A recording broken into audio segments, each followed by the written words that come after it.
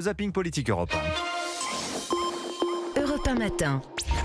Et le zapping, le mercredi, c'est avec vous, Charlotte Dornelas. Bonjour Charlotte. Bonjour Dimitri, bonjour à tous.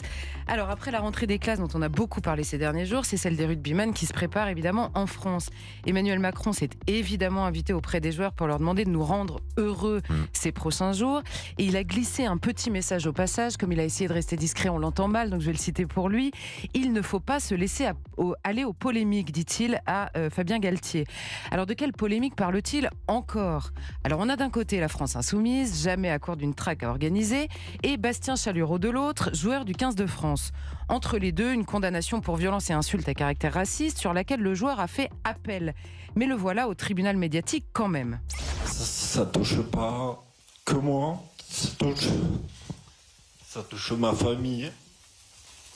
Et c'est pour ça que j'ai voulu parler devant vous pour totalement clarifier la situation et dire que je suis pas un raciste.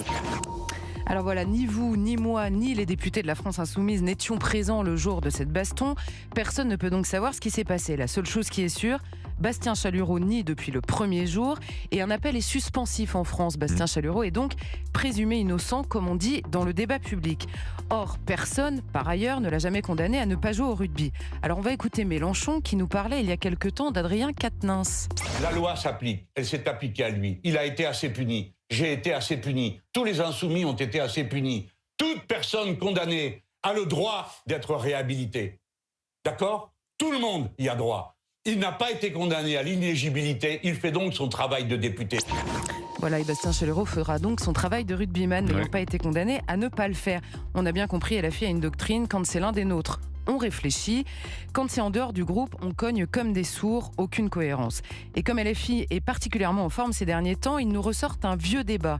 Non à l'argent des riches, oui à la justice sociale, comme s'il était impossible de vouloir les deux. Je suis pour la solidarité, pas la charité. Monsieur Bernard Arnault va donner 0,004% de sa fortune personnelle. Alors on l'a reconnu, c'était Alexis Corbière et quel que soit le pourcentage de la fortune de Bernard Arnault qu'on retrouve dans ce don, ça représente surtout un tiers de ce dont les Restos du Cœur disent avoir besoin ces derniers jours.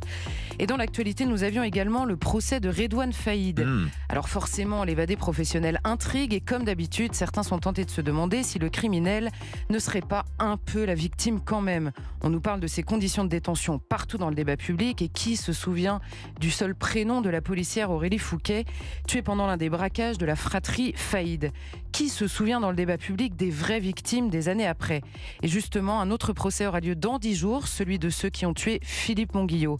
Sa femme n'a rien braqué, elle ne s'est pas échappée, elle a simplement perdu son mari sauvagement battu à mort et elle témoigne dans 7 à 8. Je ne ferai jamais mon deuil parce que c'est celui que j'avais choisi. Jusqu'au bout, on a tout construit tous les deux. On m'a arraché ma moitié. Donc c'est une survie, c'est plus une vie.